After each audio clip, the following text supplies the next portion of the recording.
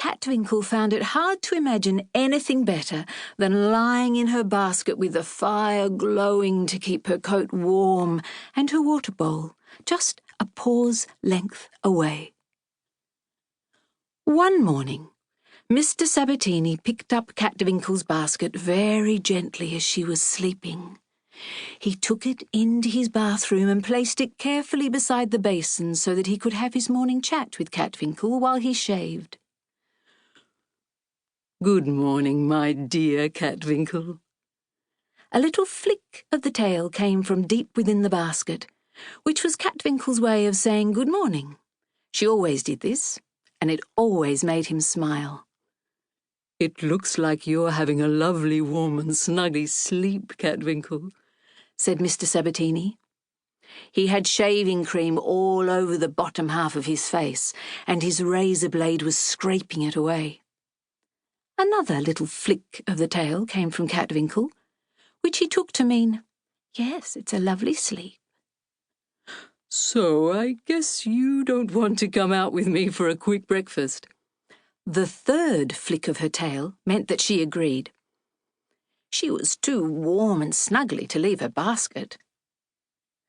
This little exchange was part of their morning routine. Mr. Sabatini always asked Catvinkle if she'd like to come for a breakfast walk, and Catvinkle always politely declined with a little flick of her tail. They enjoyed being polite to each other.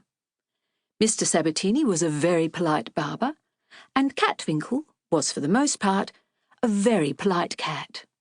At least, she was polite to Mr. Sabatini and his clients.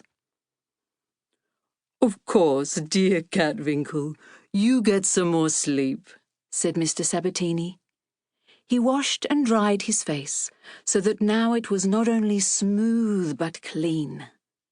Then he gently picked up Catvinkle in her basket, took the basket from the bathroom and placed it down on the floor back in her own room.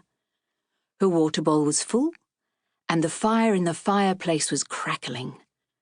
Catvinkle was in heaven. Mr. Sabatini put on his coat to go out for his daily breakfast of coffee, wholemeal bread, and apfelstrop. He loved going for his quick morning walks because he found his city so beautiful. Whenever he walked along the canals, fresh air brushing against his face, he never failed to enjoy looking at the wonderful old narrow brick houses. Each was a different colour, nestled cosily against its neighbour, and each was full of stories that came from all the people who had lived there over hundreds of years.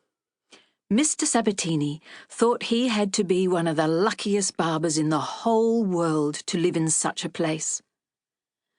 Not only was his city beautiful, but interesting things were always popping up.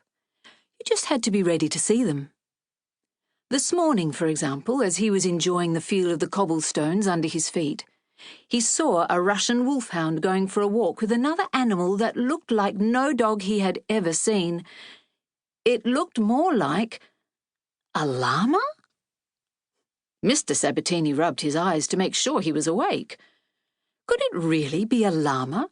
Not in Peru, but here in central Amsterdam.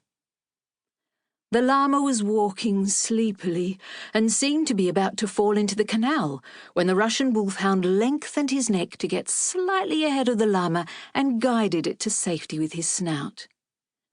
This is the kind of lovely, unexpected thing Mr. Sabatini would see when he went for his walks, the kind of thing that made him even happier. What a helpful dog that Russian wolfhound was, Mr. Sabatini thought to himself. He had really stuck his neck out for that llama. Kindness in people and in animals made Mr. Sabatini feel warm inside. What would his own animal friend, Catvinkle, have done in the same circumstance, he wondered? Would Catvinkle help other animals?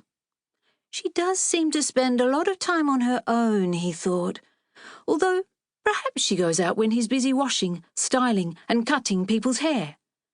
Of course, there's nothing wrong with spending time on your own, but perhaps she needs a friend, Mr. Sabatini wondered to himself as he went inside.